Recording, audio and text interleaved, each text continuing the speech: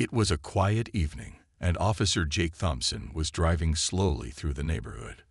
The sun had just set, leaving the sky painted in soft shades of orange and purple. The streets were calm, with only a few people outside, either walking their dogs or enjoying the cool breeze. For Officer Thompson, it was just another routine patrol, checking the area, making sure everything was safe, and being ready to help anyone in need. As he passed by a row of houses, something caught his eye. A small figure stood near the sidewalk, barely visible in the dim streetlight. Slowing down, he focused on the tiny silhouette and quickly realized it was a little boy. The child couldn't have been more than 3 years old. He was standing alone, barefoot, and holding something tightly in his arms. Officer Thompson immediately felt a sense of concern. It wasn't normal for such a young child to be outside alone, especially at this hour. He pulled his car over and stepped out, making sure to move gently so he wouldn't startle the boy. "Hey there, buddy," Officer Thompson said in a soft voice, kneeling down to the child's level. "Are you okay? Where's your mom or dad?" The little boy didn't answer right away. He simply looked up with big round eyes. His face showed confusion and a hint of fear, but he didn't cry. He clutched a small stuffed animal, a bunny with floppy ears, close to his chest, as if it was his only source of comfort. Officer Thompson noticed the boy's clothes were slightly messy, and his little feet were covered in dust. He had been outside for a while. That thought made the officer's heart tighten. Something wasn't right. "What's your name?" he asked again, keeping his voice warm and friendly. The boy hesitated, then whispered, "Ethan." "Ethan, that's a nice name," the officer smiled. "Can you tell me where you live, or where your mommy is?" At the mention of his mother, Ethan's lips quivered slightly. He turned his head and pointed toward a house at the end of the street. It was dark, with no lights on. The curtains were drawn, and the front door was slightly open, a small but unsettling detail. Officer Thompson's instincts told him something was wrong. He had been on the force long enough to know when a situation wasn't normal. The 3-year-old alone outside was already a red flag, but the open door and the dark house made things feel even more serious. Ethan finally took a step closer and leaned in toward the officer. His little hands trembled as he gripped his stuffed bunny even tighter. Then, in the softest, almost breathless voice, he whispered something. The moment the words left Ethan's mouth, a chill ran down Officer Thompson's spine. His expression changed instantly, and his hand went straight to his radio. Officer Jake Thompson's heart pounded as he processed what little Ethan had just whispered to him. He could see the fear in the boy's eyes, the way his small fingers clenched onto his stuffed bunny, as if it was his only source of safety. This wasn't just a lost child. Something much worse was happening. Taking a deep breath to stay calm, Officer Thompson pressed the button on his radio. His voice remained steady, but inside, his instincts screamed at him to move fast. "This is Officer Thompson. I need backup at Maple Street, house number 46. Possible emergency situation. Proceed with caution," he said, keeping his eyes on the dark house at the end of the street. Ethan stood close, watching the officer carefully. He didn't say another word, but his tiny hand reached out and grabbed onto Thompson's sleeve, as if he didn't want to be left alone. That small action made the officer's heart ache. Whatever had happened inside that house had scared Ethan enough to make him run outside barefoot. Officer Thompson gently placed a reassuring hand on Ethan's shoulder. "You're doing great, buddy. You're very brave," he said softly. "Can you tell me anything else? Is anyone else inside?" Ethan hesitated, looking back at the house. His lips parted, but no sound came out. Instead, he just nodded. A slow, nervous nod. That was enough to confirm what Officer Thompson already feared. Someone was still inside. The officer's eyes scanned the house again. The front door was open just a little, as if someone had left in a hurry, or maybe hadn't meant to leave it open at all. The porch light was off, and no movement was visible through the windows. Everything about it felt wrong. Within minutes, the distant sound of sirens broke the silence. Backup was on the way. The flashing red and blue lights reflected off the houses nearby, and soon, 2 more patrol cars pulled up beside him. Officers stepped out, their hands resting near their belts, ready for whatever situation they were about to face.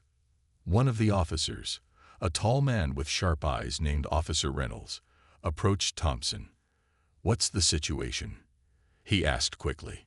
Officer Thompson glanced down at Ethan, who was still gripping his sleeve tightly. "This little guy says his mom won't wake up," he said in a low voice. "And he said something else too. There's still someone inside." Reynolds' face hardened.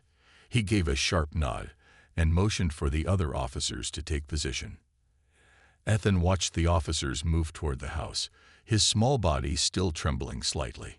Officer Thompson crouched beside him again. "You stay right here, okay? We're going to check on your mom and make sure everything's all right."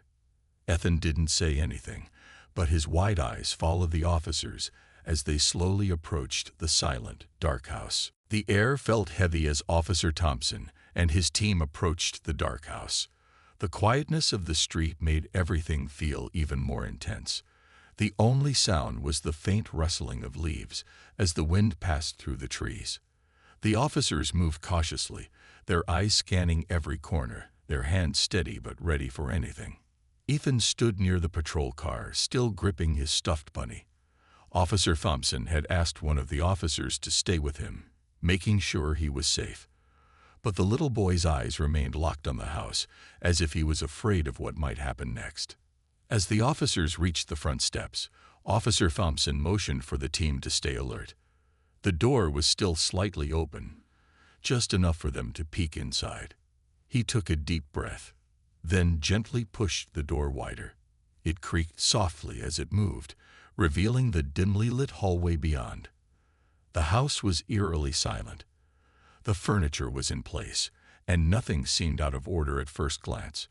But something felt off. The air inside was thick and heavy, as if the house itself was holding its breath. Officer Thompson stepped inside first, his flashlight cutting through the darkness. The other officers followed, their boots making soft thuds against the wooden floor. They'd moved slowly, checking every corner. Then, a faint sound. A low, almost inaudible noise came from deeper inside the house. It wasn't clear what it was. Maybe a shuffle, maybe something brushing against the floor. The officers exchanged glances, their senses sharp. "Police department," Officer Thompson called out firmly. "If anyone is inside, make yourself known." No answer. They moved forward. The living room was empty. The kitchen, too. A chair was slightly pulled back from the dining table, as if someone had left in the middle of sitting down, but there was no sign of Ethan's mother. Then they reached a hallway leading to the bedrooms. The air grew even heavier, the silence pressing against them. Thompson's flashlight moved along the walls, revealing family photos, pictures of Ethan and his mother, smiling together in happier times. Finally, they'd reached a bedroom door that was slightly open. A dim light glowed from inside.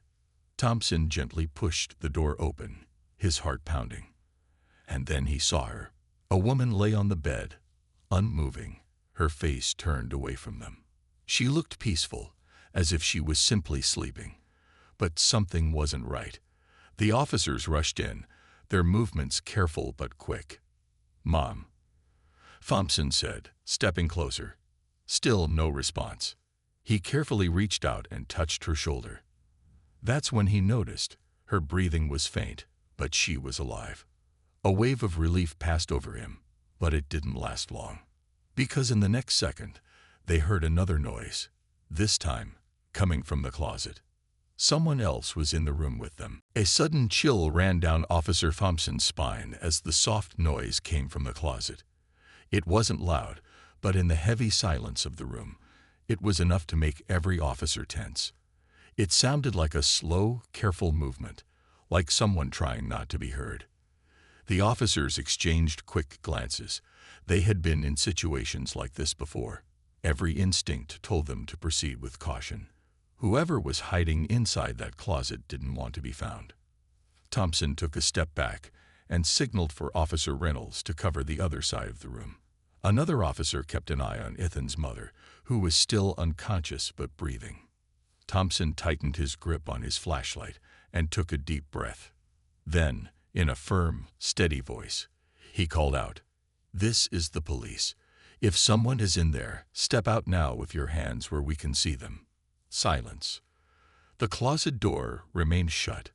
The room felt even heavier, the air thick with tension. The officers stood ready, their bodies still but prepared for anything. Thompson took another step closer. Last warning. Come out now. Still nothing. Every second that passed made the situation more dangerous. Whoever was inside wasn't coming out willingly.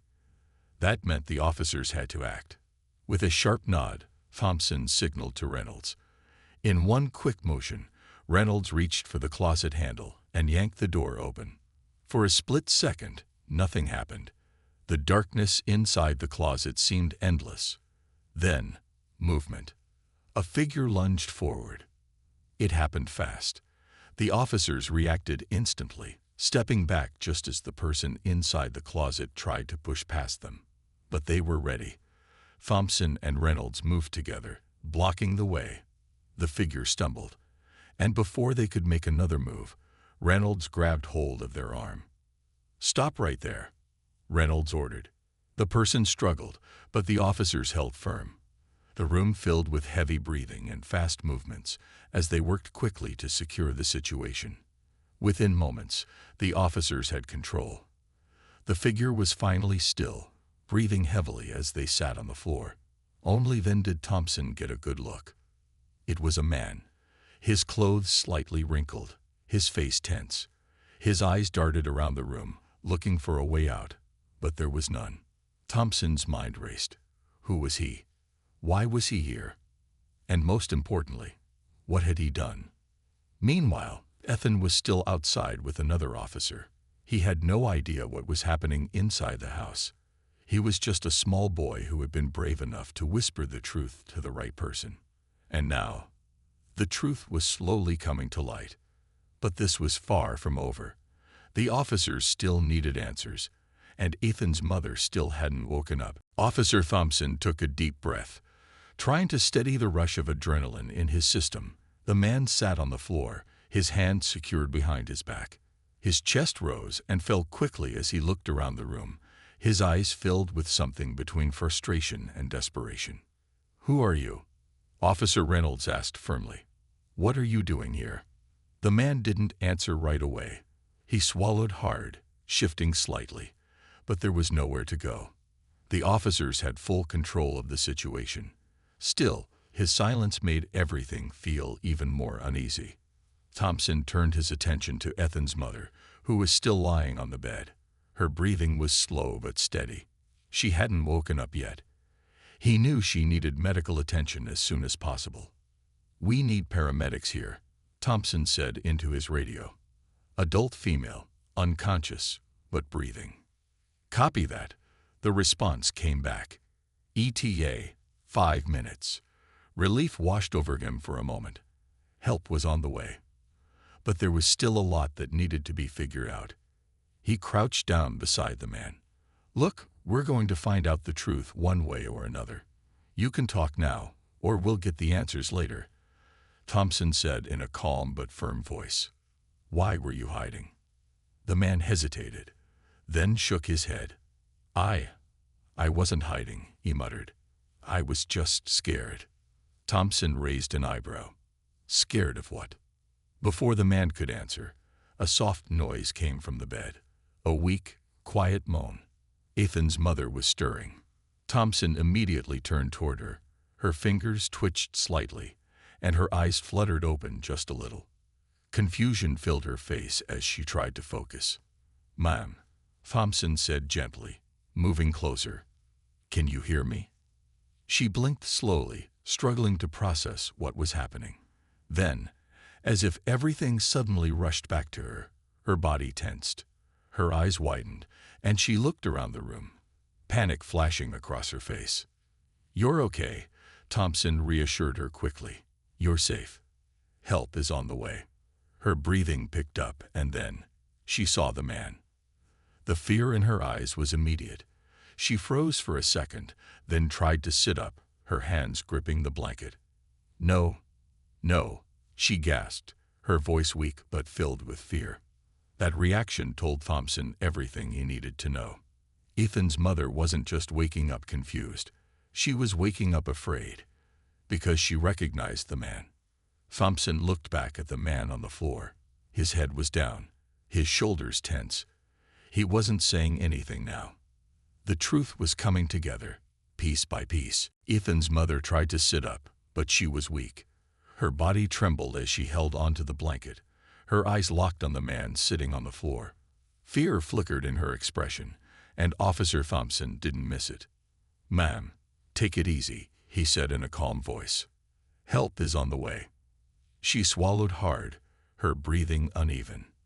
Then, with great effort, she whispered, "Where's Ethan?" The moment she spoke her son's name, Thompson's heart softened. He knew how scared she must be. He gave her a reassuring nod. "Ethan is safe. He's outside with one of our officers." Her shoulders relaxed slightly, but she was still visibly shaken.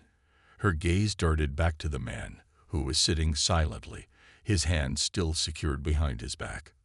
"Who is he?" Officer Reynolds asked gently. Ethan's mother hesitated, as if she wasn't sure she wanted to say it out loud. But then she took a shaky breath and finally spoke. "He's my ex," she whispered. I thought he was gone." Thompson exchanged a look with Reynolds. This was making more sense now. Ethan's mother turned her head slightly toward the man. "Why are you here?" she asked, her voice barely above a whisper.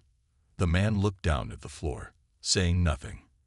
His jaw clenched as if he was holding back words. "We'll get to that," Thompson said, keeping a firm but professional tone.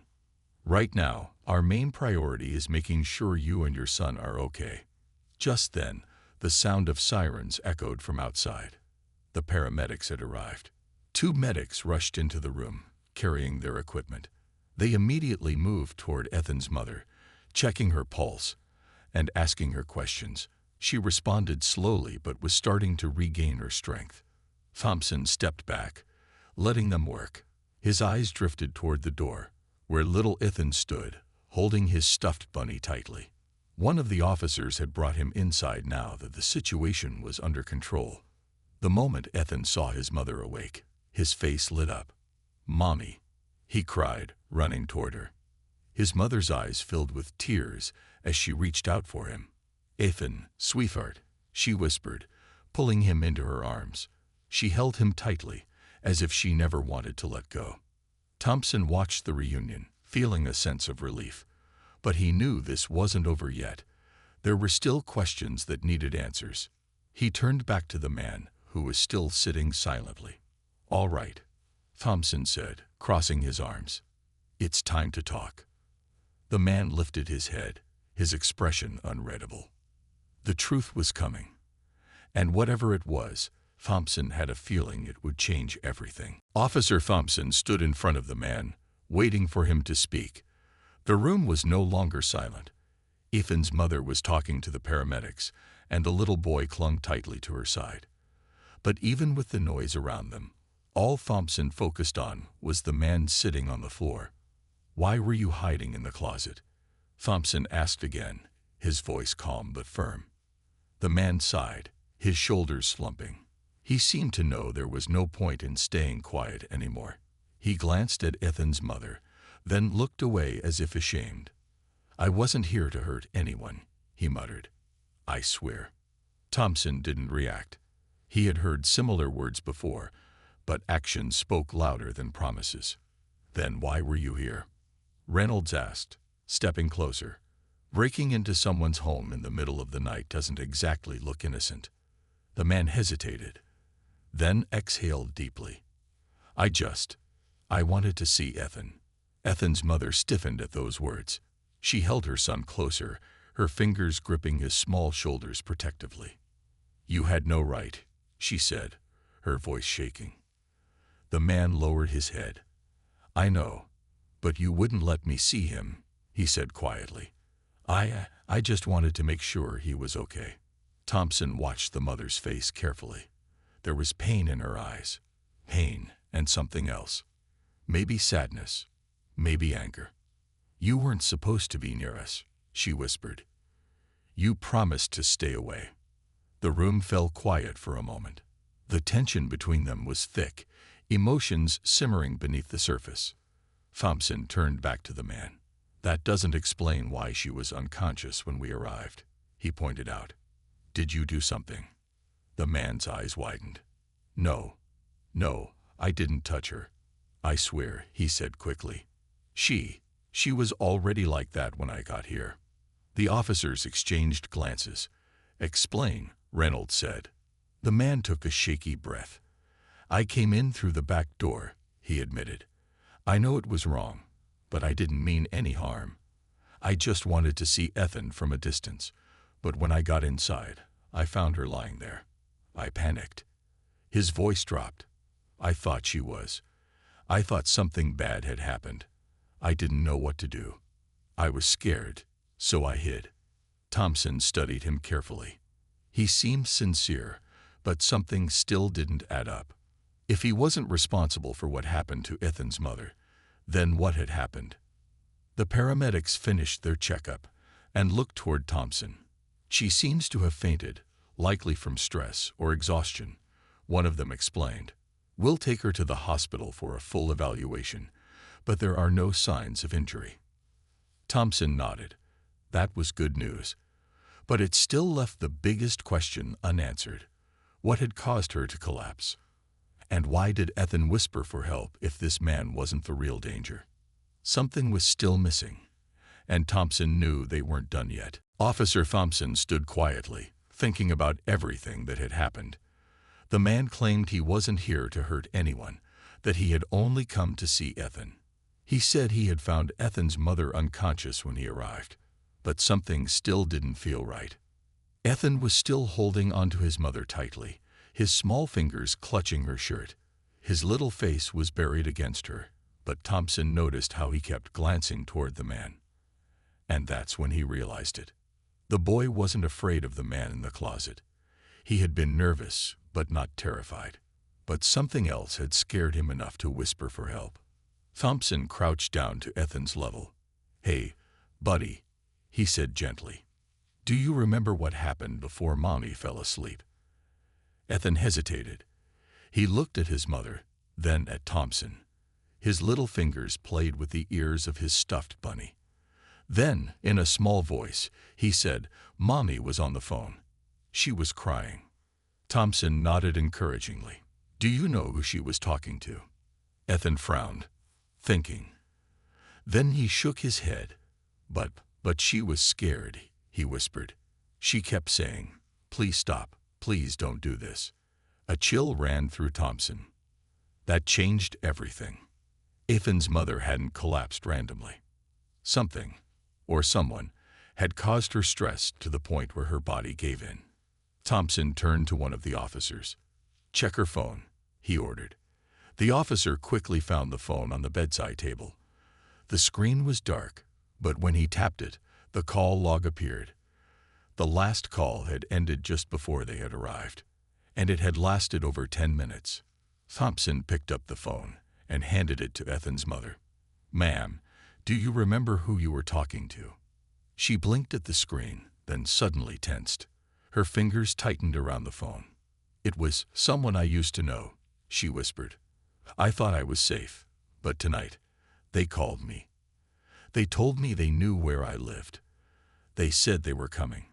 Officer Reynolds exchanged a glance with Thompson. So that was it. The real danger wasn't the man in the closet. It was someone else, someone who had threatened her, someone who might have been on their way. Thompson immediately grabbed his radio. "Dispatch, we need an urgent trace on the last incoming call to this number. Possible ongoing threat." "Copy that." The response came quickly.